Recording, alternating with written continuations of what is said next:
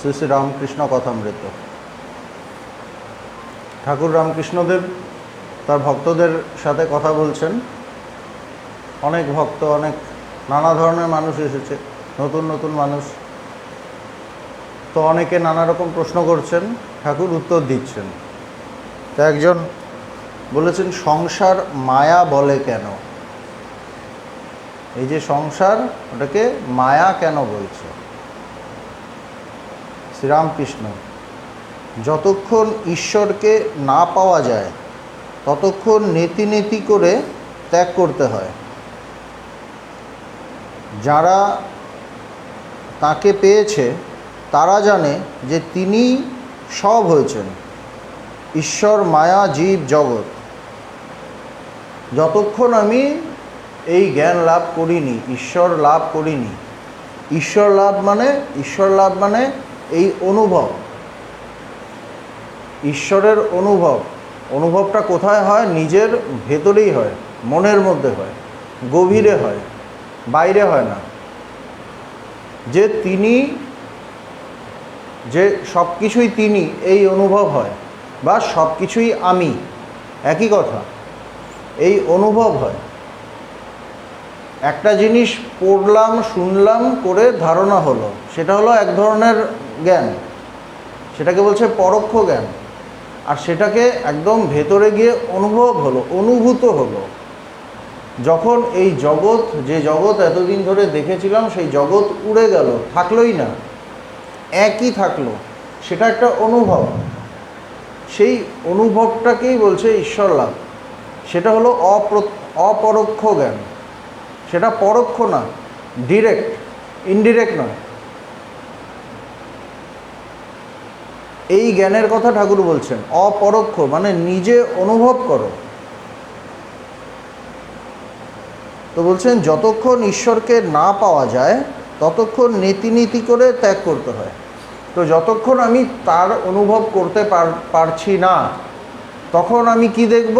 যে এই যে জগৎ, যে জগৎটাকে আমি দেখছি প্রতি মুহূর্তে, যে জগৎটাকে ব্যবহার করছি, এই জগৎটাই আমাকে টেনে রেখে দিয়েছে।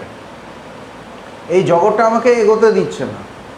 একজন মানুষ যখন ঈশ্বর চর্চা করে, তখন তার কাছের মানুষরা তাকে আটকায়, নানাভাবে বাধা দেয়। তার ভাই বোন, বন্ধু বান্ধব, মা বাবা, আত্মীয় স্বজন, পাড়া প্রতিবেশী, সবাই আটকায়। তখন তার কাছে কি, এরা সব আমাকে আটকাচ্ছে, একটু নেগেটিভভাবে আসে। তখন কি করতে হয়? বলছে, তখন তাদের এই বাধাটা শুনবে না। এই যে তারা বাধা দিচ্ছে, যদি তুমি বোঝো যে তুমি সত্যকে অনুভব করতে চাচ্ছ, সত্যকে অনুভব করতে চাও, যদি দেখো কেউ বাধা দিচ্ছে, সেই বাধাটাকে বেশি শুনবে না, তাহলে তুমি কোনোদিনই এগোতে পারবে না।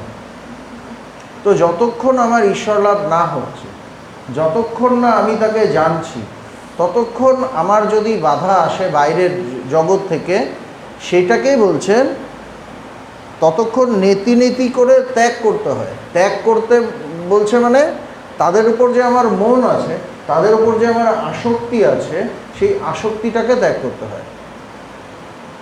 যে আমাকে ভুল বোঝাচ্ছে, তাকে যদি আমি ভীষণ বিশ্বাস করে বসি, তাহলে তো সে আমাকে সারা জীবন ভুল বুঝিয়ে যাবে।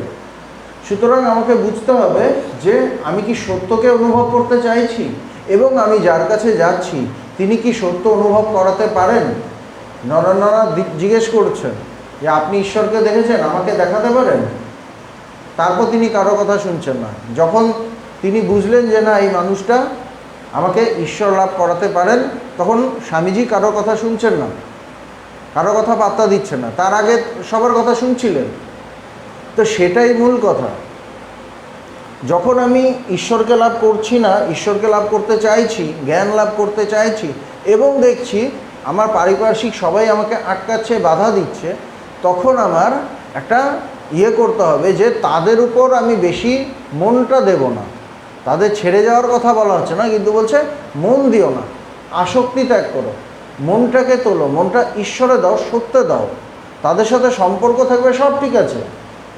মাকে মা বলবে, বাবাকে বাবা বলবে, দাদাকে দাদা বলবে, বন্ধুকে বন্ধু বলবে, বন্ধুর মতো করেই মিশবে, কিন্তু জানবে আমাকে সত্যকে জানতে হবে, সত্যকে অনুভব করতে হবে। সুতরাং তখন কি বলছেন, নেতি নেতি করে ত্যাগ করতে হয়, মনটাকে ত্যাগ করতে হয়। তাদের উপর যে মন, জগতের উপর যে মন, সেই মনটাকে ত্যাগ করতে হয়। তাকে যারা পেয়েছে, এবার আমি তাকে অনুভব করলাম, গুরুর কৃপায়, ঈশ্বরের কৃপায় আমি তাকে অনুভব হলো, তখন কি হবে?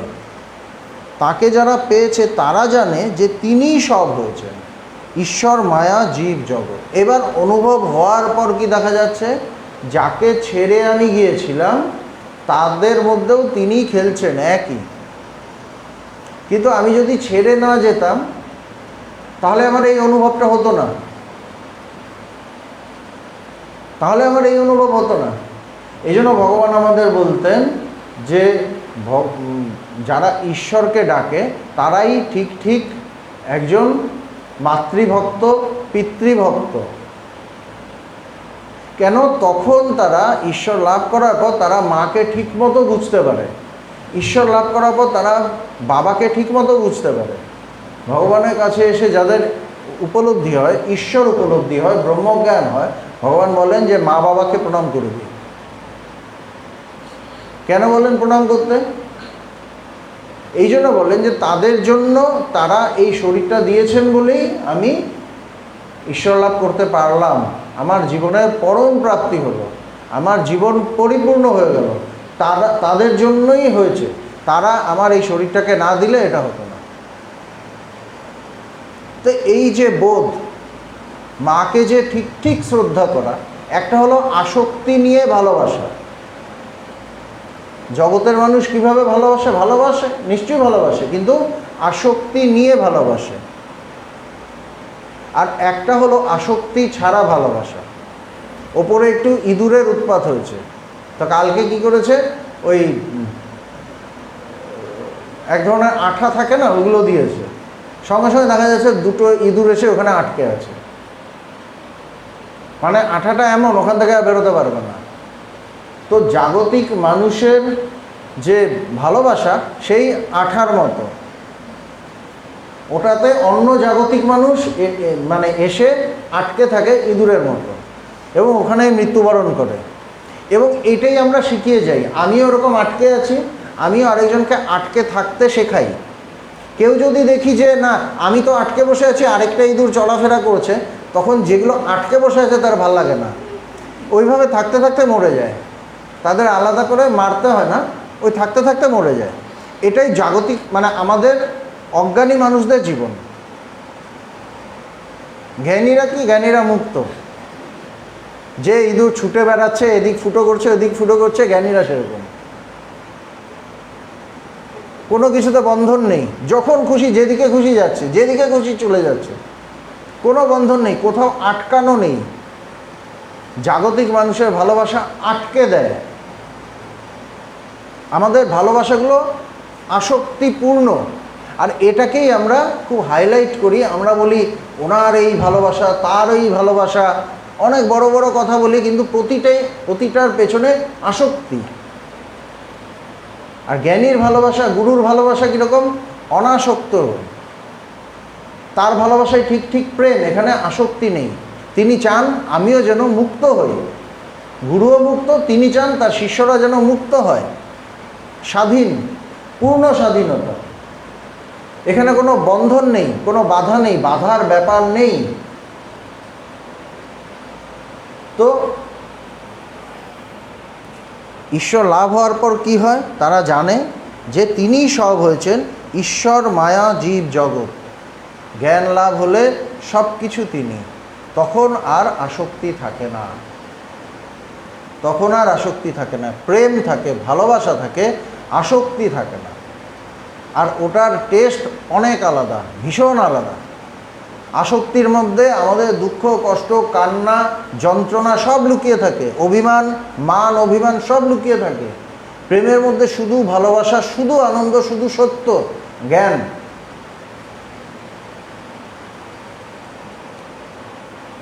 তখন বোধ হয় জীব জগৎ শুদ্ধ তিনি। তখন বোঝা যায় যে জগতের প্রতি আসক্তি ত্যাগ করে আমি জ্ঞান লাভ করেছি, যে জগৎটাকে ছেড়ে গেছি সেটাও তিনি, আলাদা নয়, তখন অনুভব হয়। যদি একটা বেলের খোসা, শাঁস, বিচি আলাদা করা যায়, আর একজন যদি বলে বেলটা কত ওজনে ছিল দেখো তো, তুমি কি খোলা বিচি ফেলে শাঁসটা কেবল ওজন করবে, না ওজন করতে গেলে খোলা বিচি সমস্ত ধরতে হবে? ধরলে তবে বলতে পারবে বেলটা এত ওজনে ছিল। বেলের ওজন যখন করব তখন তো পুরোটাকে ধরতে হবে। খাবার সময় তো সব কিছু খাই না, খোলাটা খাই না, বিচিটা খাই না, কিন্তু যখন ওজন করতে হবে পুরোটা করতে হবে। খোলাটা যেন জগৎ, খোলাটা জগৎ, জীবগুলো যেন বিচি তার ভেতরে। বিচারের সময় জীব আর জগৎকে অনাত্মা বলেছিলে, অবস্তু বলেছিলে। বিচারের সময় মানে যখন আমি তাকে অনুভব করতে যাচ্ছি, তখন আমি খোলা বিচি এগুলোকে অবস্তু বলছি। কেন? ওগুলোকে ভাঙছি, ভেঙে খোলাটাকে আলাদা করছি, বিচিগুলোকে বেছে নিচ্ছি, তারপর শ্বাসটা খাচ্ছি, তখন খাচ্ছি। বিচার করার সময় শ্বাসকেই সার, খোলা আর বিচিকে অসার বলে বোধ হয়। কি সুন্দর ঠাকুরের উদাহরণ! বাকিগুলোকে অসার মনে হচ্ছে। তো যখন আমি মুমুক্ষু, যখন আমি ঈশ্বর লাভ করতে চাই, তখন এই জগৎ মনে হয় যে এটা আমাকে বাধা দিচ্ছে, এটাকে আমার ভালো লাগছে না, ভীষণ ডিস্টার্ব করছে। বিচার হয়ে গেলে সমস্ত জড়িয়ে এক বোধ হয়। যখন জ্ঞান হলো, সমস্ত কিছু নিয়ে কোনোটাকে আলাদা করা যাবে না। আর বোধ হয় যে সত্তাতে শ্বাস, সেই সত্তা দিয়েই বেলের খোলা আর বিচি হয়েছে। বেল বুঝতে গেলে সব বুঝিয়ে যাবে। তখন মানে কি, যেটা দিয়ে খোলা হয়েছে সেটা দিয়েই শ্বাস হয়েছে, একই বস্তু দিয়ে সব তৈরি হয়েছে, আলাদা হয়নি, তাই না? আলাদা হয়নি, কিন্তু খেতে গেলে আলাদা করতে হয়। খাবার পর সব এক। যে বেলটা মেপে দিচ্ছে, যেখান থেকে কিনছি, তাকে যদি বলি শুধু শ্বাসটা ওজন করে দাও, সে দেবে না। কেননা তার কাছে পুরোটাই দামি, কেননা সে ওটা নিয়ে নাড়াচাড়া করে, সে বেল নিয়ে নাড়াচাড়া করে, তার কাছে সবগুলো দামি, একটা ছাড়া আরেকটা হয় না। খোল না হলে শ্বাস হয় না, বিচি না হলে গাছ হয় না। সে জানে, আমি জানি না, আমার ওটুকু লাগে। আমরা স্বার্থপর জীব, আমার ওটুকুই লাগে, ওটুকুই খাবো। কিন্তু ওখানে যখন যাব, যে ওটা নিয়ে মেয়ে নাড়াচাড়া করছে, যে যার বেল, সে বলবে না নিলে পুরোটা নিতে হবে। তো গুরুর কাছে গেলাম, ভাল লাগছে, ভেতরে একটু একটু বৈরাগ্য আসছে। তখন মনে হচ্ছে এই জীব জগৎ, বাবা মা কেউ ভালো না, সব খারাপ মনে হচ্ছে। গুরু বলছেন সব ঠিক আছে, তুমি জ্ঞান লাভ করো। জ্ঞান লাভ করার পর তখন দেখছি সবার মধ্যেই তিনি, এবং গুরু বলে দিচ্ছেন যে ওখানে গিয়ে প্রণাম করো, তার জন্যই তুমি পেরেছ, তাদের জন্যই পেরেছ, গুরুই বলছেন। তো বেলের যে মালিক, সে কিন্তু তার কাছে সব কিছু দামি, কেননা সে পুরো বেলটাকে জানে। আমরা শুধু ভেতরের শ্বাসটাকে জানি, ওগুলো খেতে ভালো লাগে।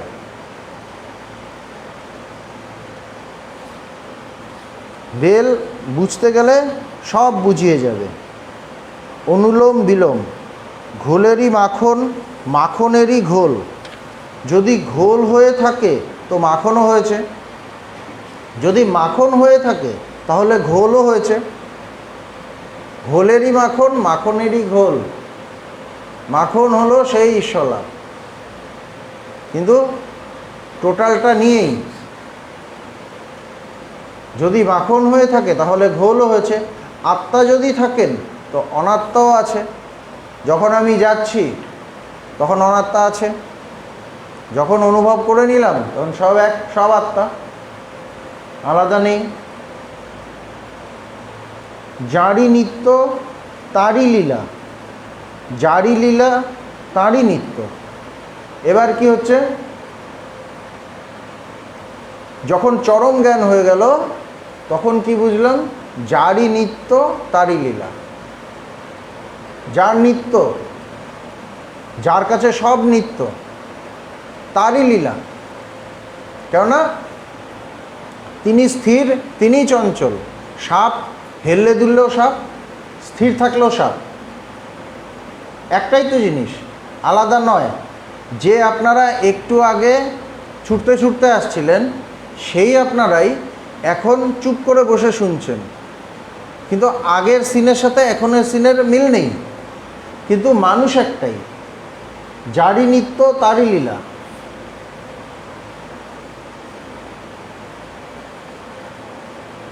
যিনি ঈশ্বর বলে গোচর হন, তিনি জীব জগৎ হয়েছেন। যিনি ঈশ্বর বলে গোচর হন, তিনি জীব জগৎ হয়েছেন। যে জেনেছে সে দেখে যে তিনি সব হয়েছেন, বাপ মা ছেলে প্রতিবেশী জীব জন্তু ভালো মন্দ সূচি অসুচি সমস্ত। তার কাছে কি তিনি সব হয়েছেন, সূচি অসুচি ভালো মন্দ সব, কোনোটাকে বাদ দেওয়া যাবে না। বাদ দিলে ওজনে কম পড়ে। দারুণ কথা, বাদ দিলে কি হয়? ওজনে কম পড়ে।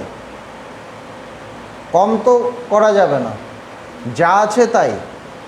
যেটা কিনবো পুরোটা কিনতে হবে।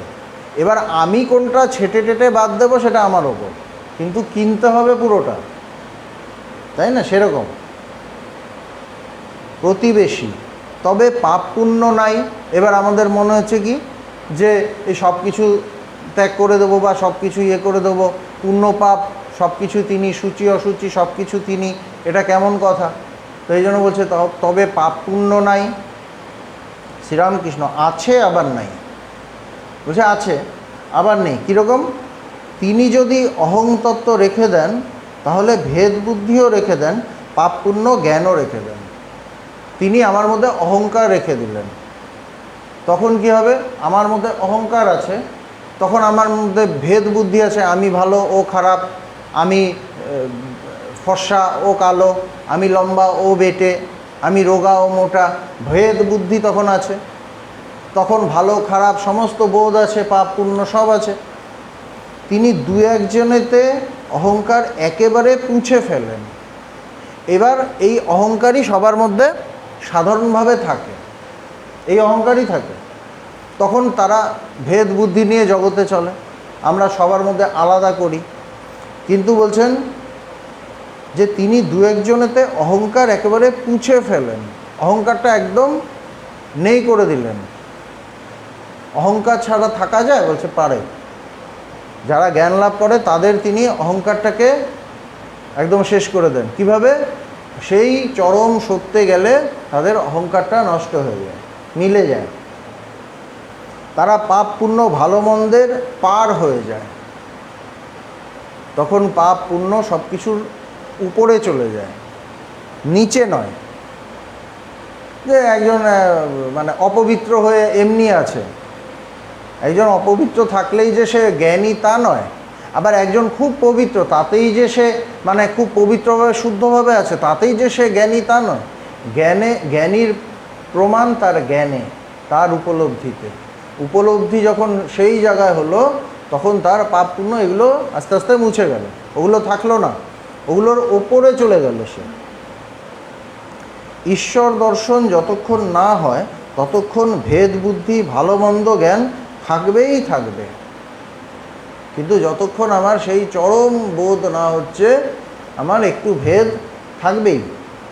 তুমি মুখে বলতে পারো আমার পাপ পুণ্য সমান হয়ে গেছে, তিনি যেমন করাচ্ছেন তেমনি করছি। বলছে আমি মুখে বলতে পারি, বেশিরভাগ মানুষ মুখে বলে আমার ওই সব নেই, আমি সবাইকে এক দেখি। অত সোজা? এক দেখা তো অত সহজ নয়। আমি তিনি যেমন করাচ্ছেন তেমনি করছি, মানে পরম জ্ঞানী যারা যেরমভাবে বলেন ওইভাবে কেউ বলতে পারে, কিন্তু অন্তরে জানো ওসব কথা মাত্র। ভেতরে জানি ওগুলো আমি নিজেই মানি না, আর কিন্তু বলার সময় বলে দিলাম। মন্দ কাজটি করলেই মন ধুক ধুক করবে, পাপ পুণ্যের ঊর্ধ্বে চলে গেছি। কিন্তু আমি যদি কোনো একটা খারাপ কাজ করতে যাই, তখন আমার মনটা ভয় লাগবে, তার মানে কি আমি ঊর্ধ্বে যাইনি তখন, বা একটা ভালো কাজ করেছি তখন আমি খুব নিজেকে বিরাট কিছু মনে করছি, সবাইকে এই বলছি ওই বলছি। ভালো কাজ করেও অনাসক্ত থাকতে পারছি না। ঈশ্বর দর্শনের পরও তার যদি ইচ্ছা হয় তিনি দাস আমি রেখে দেন।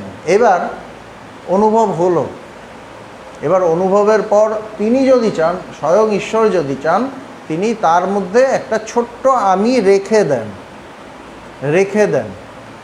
যেমন বাড়ির চাকর, সে তার মালিক তাকে মানে কিছু পয়সা দিয়ে কিছু কিনতে দিল, এবার কিনে টিনে এলো, এনে বাকিটা ফেরত দিচ্ছে, তখন বলছে তুই তোর কাছে রেখে দে ওটা, পরে তো তুই তো মাঝে মাঝে এদিক ওদিক যাস, তোর লাগবে।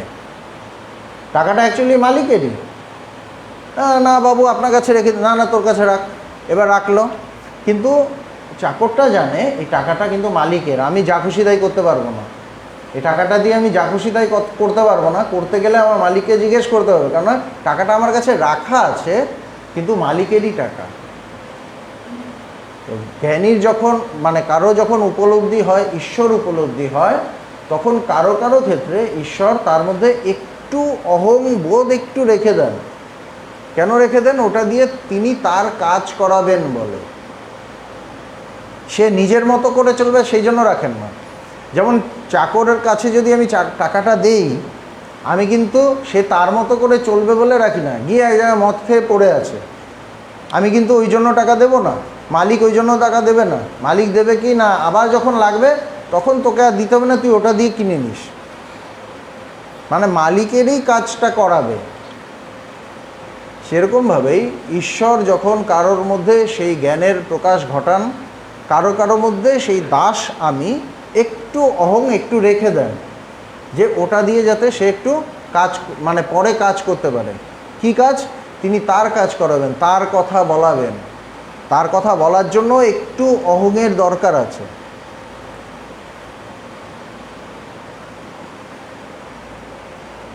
সে অবস্থায় ভক্ত বলে আমি দাস তুমি প্রভু। তখন কি বলছে? আমি দাস তুমি প্রভু। সে ভক্তের ঈশ্বরীয় কথা, ঈশ্বরীয় কাজ ভালো লাগে, ঈশ্বর বিমুখ লোককে ভালো লাগে না। বলছে যে ঈশ্বর চর্চা করে না, যার ঈশ্বরের প্রতি মন নেই, তাকে ভালো লাগে না। সে ঈশ্বরের কাজ করতেই তার আনন্দ হয়, ভাল লাগে। ঈশ্বর ছাড়া কাজ ভালো লাগে না। তবেই হলো এরূপ ভক্ততেও তিনি ভেদবুদ্ধি রাখেন। বলছে এরকম যারা ভক্ত তাদের মধ্যে একটু ভেদবুদ্ধি রাখেন, স্লাইট হলেও রাখেন। প্রতিবেশী মহাশয় বলছেন ঈশ্বরকে জেনে সংসার করো, তাকে কি জানা যায়? বলছেন যে এতক্ষণ ধরে ঠাকুর কিন্তু বললেন তাকে জানলে এই হয় ওই হয়। তার মানে এতক্ষণ যে আমি শুনলাম, কি শুনলাম? আমাদের এই হয়। এতক্ষণ যে শুনলাম, এতক্ষণ উনি কথা বললেন, এত উদাহরণ দিলেন, অনুলোম বিলোম, তারপর সেই মাখনেরই ঘোল, ঘোলেরই মাখন, শ্বাস বিচি খোলা বেল সমস্ত বললেন, এতগুলো উদাহরণ দিলেন, এত করে বুঝিয়ে দিলেন, তারপর কি বলছে? তাকে কি জানা যায়? তাহলে এতক্ষণ তুই শুনলিটা কি? আমাদের এই অবস্থা। আমরা শুনি কিন্তু আমরা বিশ্বাস করি না, বিশ্বাস হয় না যে তাকে জানা যায়। সেই জন্যই আমাদের ভেতর থেকে তীব্রতা আসে না, চাহিদার তীব্রতা আসে না। কেন? আমার মনে হয় যে ওইগুলো মহাপুরুষরা পারে না, ওগুলো মহাপুরুষরা পারে না, আমরা সাধারণ মানুষ আমরা পারি না। আমি প্রথমেই ভেবে নেই ওইটা থেকে আমরা আর বেরোতে পারি না। এখানে কিন্তু বলা আছে যে, বলে দিলেন যে এই ব্যাপার সব বললেন। বলছে তাকে কি জানা যায়? আবার একই প্রশ্ন, শ্রীরামকৃষ্ণ, তাকে ইন্দ্রিয় দ্বারা বা মনের দ্বারা জানা যায় না। যে মনে বিষয় বাসনা নাই, সেই শুদ্ধ মনের দ্বারা তাকে জানা যায়। বলছে ইন্দ্রিয় দিয়ে আমরা জগতে সব জিনিস জানি। কি? আমাদের পাঁচটা যে ইন্দ্রিয় সেইগুলো দিয়ে জানি, আমাদের পাঁচটা ইন্দ্রিয় দিয়ে জানি, তাই না? কিন্তু বলছেন যে ইন্দ্রিয় দিয়ে নিজেকে সেই অনুভব করা যাবে না, ঈশ্বর অনুভব করা যাবে না। যখন আমার ইন্দ্রিয়ের কাজ বন্ধ হয়ে আসবে, সিজ হয়ে যাবে, যখন ভেতরে যাব, তখন তাকে জানা যাবে। ইন্দ্রিয় দিয়ে তো আমি বাইরের জিনিস জানি, এটা তো বাইরে নন, তিনি ভেতরে, তিনি ভেতরে, অন্তরে গিয়ে তাকে জানতে হবে। হচ্ছে যে মনে বিষয় বাসনা নাই, যে মনে বিষয় বাসনা নেই। এবার আমি বললাম যে ঠিক আছে, আমি বসে ঘরের মধ্যে চুপচাপ চোখ বন্ধ করে বসে তাকে জানবো। চোখ বন্ধ করলাম, কান বন্ধ করলাম, সব ইন্দ্রিয় আমি বন্ধ করে নিলাম, তাহলেই কি তাকে জানবো? তাহলে কি জানা যাবে? কেন, ইন্দ্রিয় তো আমি বন্ধ করে নিয়েছি, চোখ বন্ধ করে নিয়েছি, কানের মধ্যে তুলো টুলো গুঁজে দিলাম, মুখে কথা বলছি না, হ্যাঁ, ঘরের রুমের মধ্যে একা আছি, রূপ রস শব্দ স্পর্শ গন্ধ এগুলো আমি আর করছি না, ভেতরে চলে গেছি। এবার কি জানতে পারবো? তখনও পারবো না। কখন পারবো না?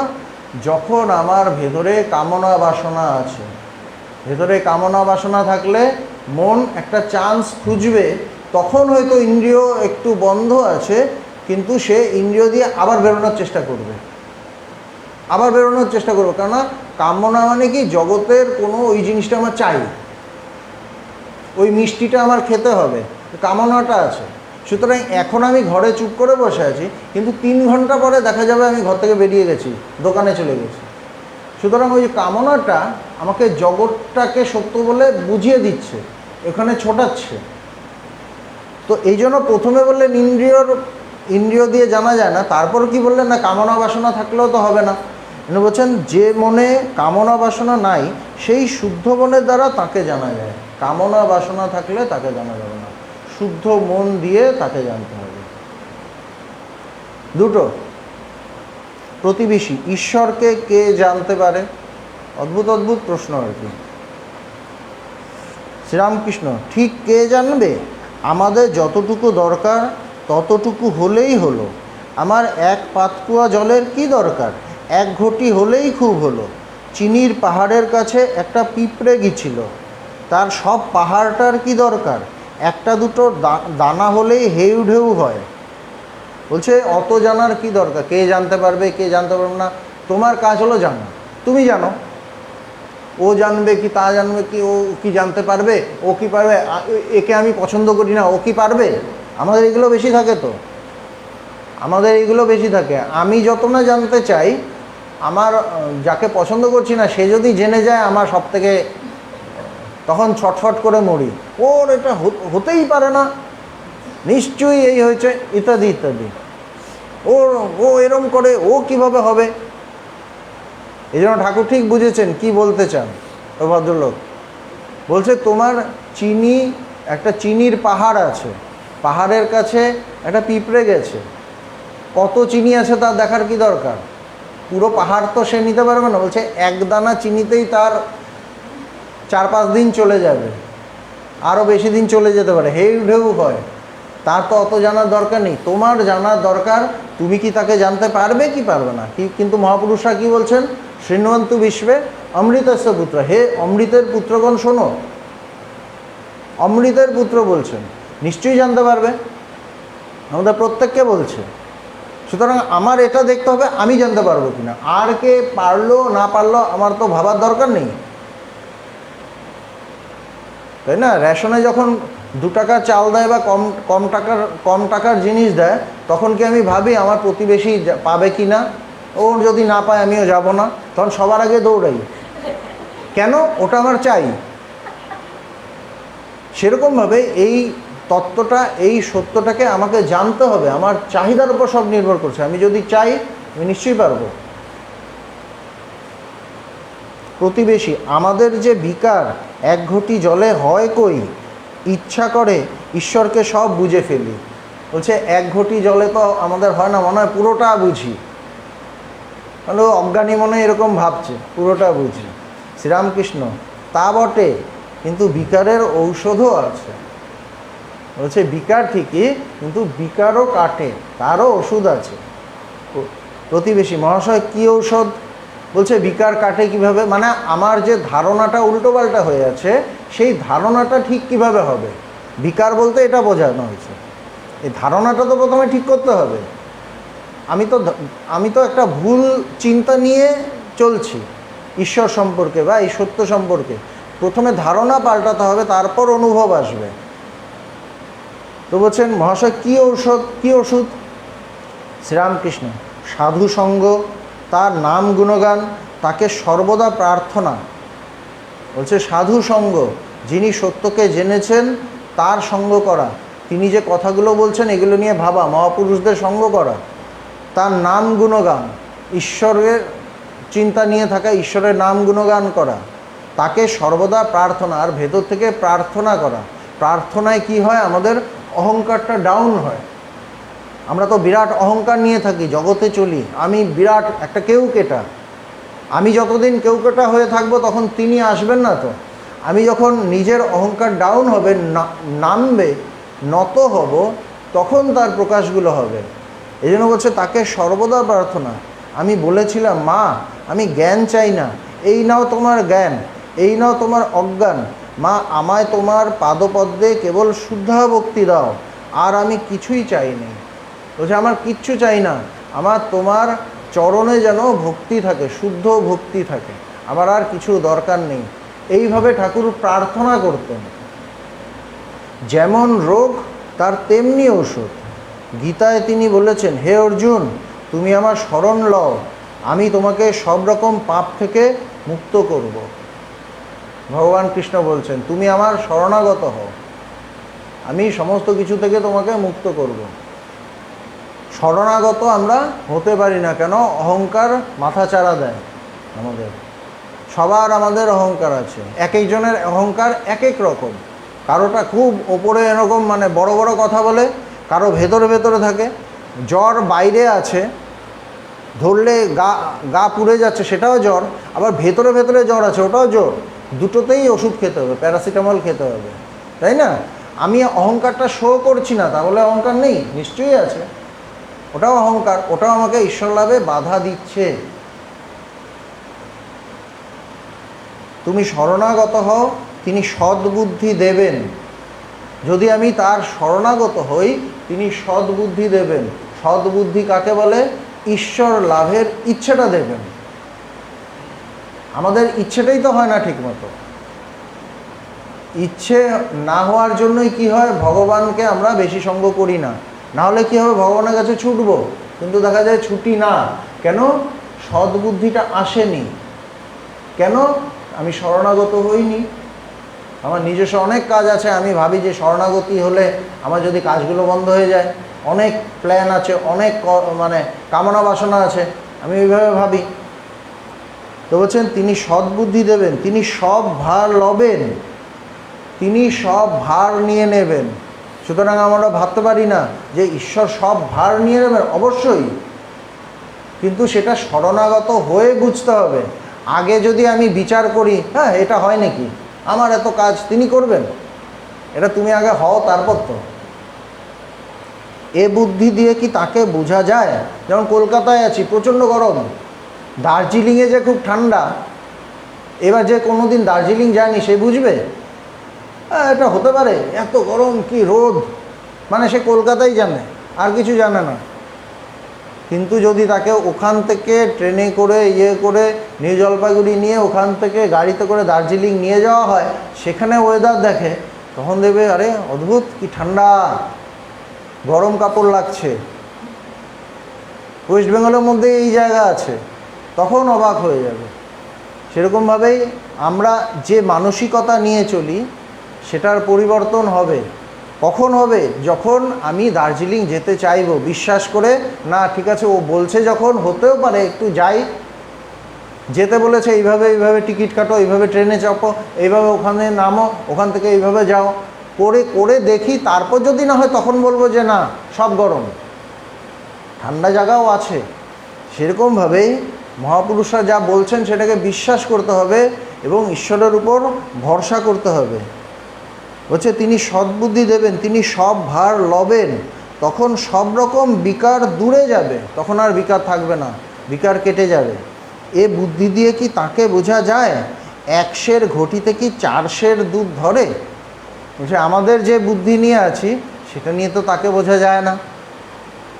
100 ঘটি, ছোট্ট ঘটি, 400 দুধ কিভাবে ধরবে? আর তিনি না বুঝালে কি বোঝা যায়? তাই বলছি, তার শরণাগত হয়, যা তার যা ইচ্ছা তিনি করুন, তিনি ইচ্ছাময়। মানুষের কি শক্তি আছে? বলছে মানুষের কোনো শক্তি নেই। এইটা বুঝে উঠতে হবে। আমি তো কত কিছু চাই, কিছু করতে পারি না। আলটিমেটলি কোনো একটা শক্তি যেন, কোনো একটা ইচ্ছা যেন চালায়। এটা কমন সেন্স, একটু ভালো করে ভাবলেই এটা বোঝা যায়। এবার ভেবে যদি বুঝি যে এটা ঈশ্বরই করছেন, তাহলে তো তার ওপর মনটা আসবে। তারপর মন এলে শরণাগতি হবে। শরণাগতি হলে তিনি সদ্বুদ্ধি দেবেন, মনের মধ্যে তাকে জানার বাসনাটা দেবেন। এবং যত আমার সদ্বুদ্ধি হবে তত আমার বাসনা তীব্র হবে। করতে করতে একসময় আমি তাকে জানতে পারবো। তাকে জানলে সব পরিষ্কার, সব ক্লিয়ার, সব আর কোনো সমস্যা নেই। এটাই সেই ঠাকুরের কথা।